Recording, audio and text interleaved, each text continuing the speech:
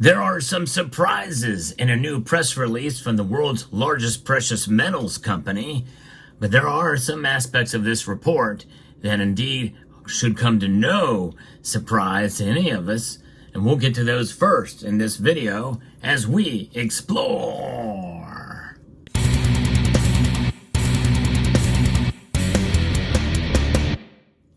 More profits and more expansion.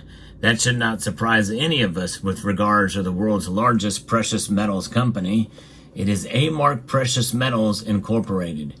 And for those of you who are familiar with the channel, I've reported on this company before, but there's a new press release that gives us some surprising statistics and information, and that is fascinating. I think it's incumbent upon us to understand a little bit about what goes on behind the scenes in the marketplace, and we should know exactly what A-Mark Precious Metals is doing. So I'm glad they released this information. Why is it important? Well, because I guarantee you, if you are a stacker of precious metals in the physical form, you have dealt with this company, even if you don't think you have. If you bought online, more than likely, one of the agencies and organizations from which you interact have either done business with or are directly a part of A-Mark Precious Metals.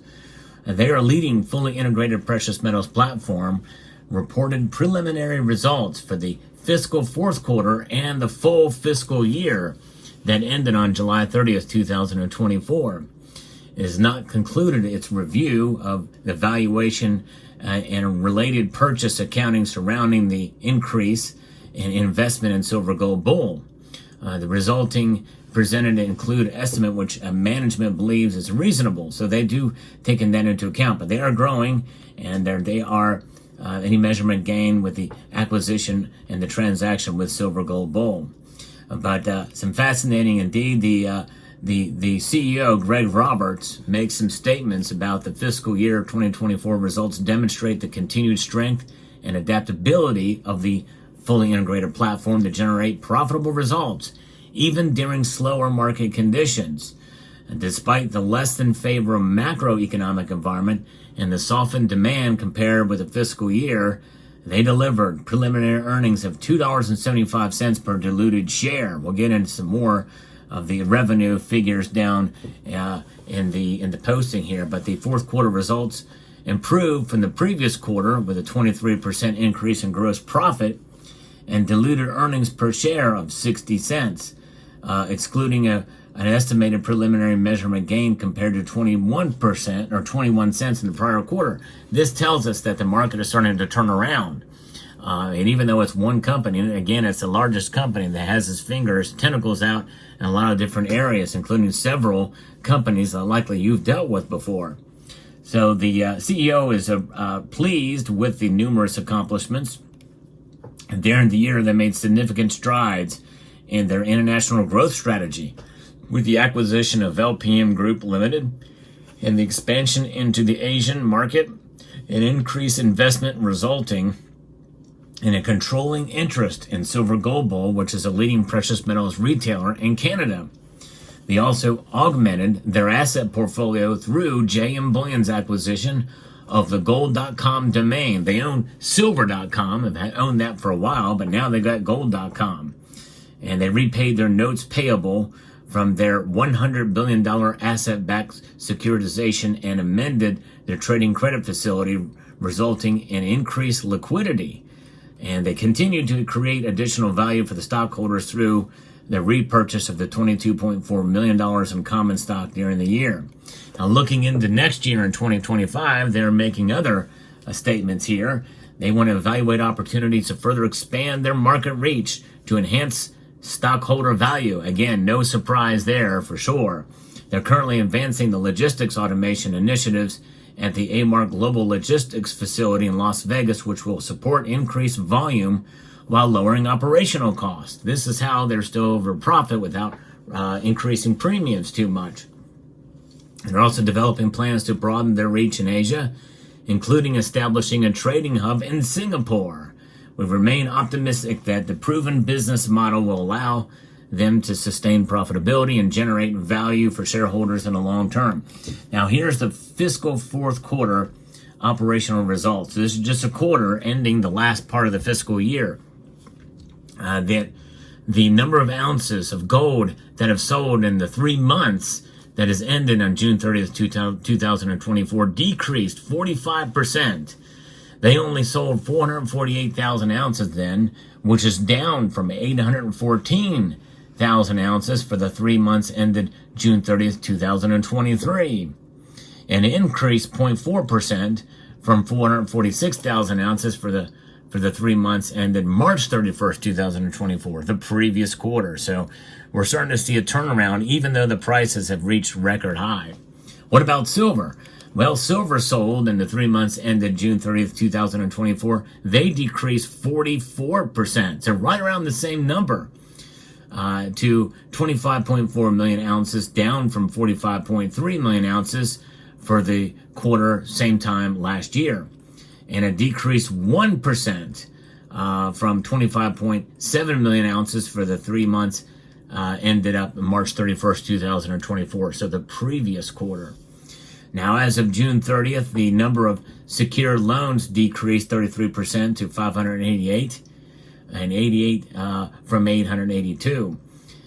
Now, here's where it gets really interesting. This is where more surprises are coming. I guess to some extent it's not that much of a surprise that that there's not been as many sales, but almost half the loss of volume for the world's largest precious metals company is pretty shocking in my view. Now, direct-to-consumer new customers for the 3 months ended June 30th, this quarter, the most recent one, increased. That's right, increased 530% to 570,300 from 90,400 for the 3 months ended June 30th, and increased 908% from 56,600 for the 3 months ended in March 31st. So the previous quarter is a slowdown, but still increasing. That means there's new stackers out there buying precious metals. This is really good news, and I think it would much rather have lower volume and more people buying to wake more people up to the world of precious metals and their benefit and value. This is really, I think, encouraging news. I think that's one of the reasons why this report's so shocking and important to bring to you, to encourage you that you're doing the right thing. And many people are indeed coming aboard here. Now, approximately 92% and 32% of the new customers were attributable to the acquisition of a controlling interest in Silver Gold Bull and the acquired customer list of Bullion Max. Now, Bullion Max and Silver Gold Bull are small in comparison to JM Bullion, Provident Metals, and some of the other companies, but still, they're large enough that I can understand. So that's sort of the padding of those numbers. Now let's take a look at the full year. The full fiscal year 2024 gives us some more insight as well too.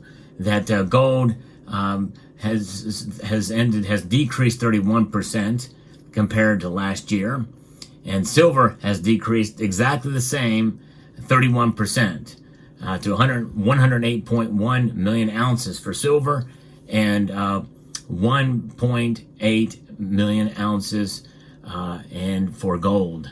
So there it is. Now, the new customer data, that was for the full fiscal year, increased 114% to 718,500 for the year ended June 30th. Approximately 73% of the new customers in fiscal year 2024 were attributable to the acquisition of a controlling interest in Silver Gold Bull, and 31% of the new customers in 2023 were attributable to the acquired customer list of BGASC and Bullion Max. So fascinating indeed to see these new customers and the like. And I think that is the thing that I think is really important to stress here. I'm not a big fan of conglomeration like this. It seems like almost like it could be a monopoly. They control so many aspects of the supply chain. But when you have data like this, it gives you an insight as to customer base, and they can aggregate it all. It's a huge chunk of the buyers out there. Amex is a huge company as well too, and we know that their involvement. I think they may have been recently acquired too, maybe by Valcambi, Credit Suisse, or what have you. And so you have a lot of different things happening in the precious metal space, but A-Mark is definitely making its mark and has by far the largest shareholder or largest share of the precious metals bullion market. So when they post numbers like this, it gives you some insight and ideas. I know anecdotally I've seen a lot of new stackers come by this channel, and I'm sure larger channels have experienced even more new viewers and new stackers to precious metals. That's encouraging, folks. We should be very, very pleased with these results. And so it's fascinating. In some way, even though sales are down, interest in precious metals are up. It's just that the prices are unusually high for gold, and for some of the newer stackers out there, well, they've not seen $29, $28, $30 silver before. So this is kind of new, and for some of them it may be, well, maybe we'll buy a little bit less or maybe not at all right now during this time. We'll see how it plays out, but I think it's fascinating.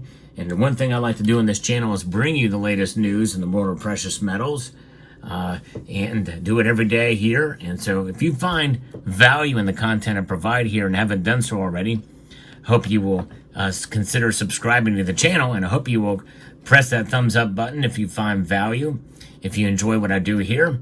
And also, yes, we're going to keep you up to date. I've done videos on A-Mark precious metals in the past, and there's a lot of interesting information and insights on how big they're getting. But we as buyers, we certainly understand, and this gives us a better understanding of what goes on behind the scenes and what's involved in accumulating precious metals, even from mining to refining to distribution, striking, or producing and creating the products that you see before you here. It's a fascinating process indeed. In the end, we have it in our hands, but it's been in a lot of many hands way before we see them delivered to our doorstep. Let me know what your thoughts are in the comment section down below. I hope you found this video informative, insightful, and educational. Would like to extend a multitude of gratitude to each and every one of you for taking the time to watch, and to encourage you to please rate, share, comment, and subscribe.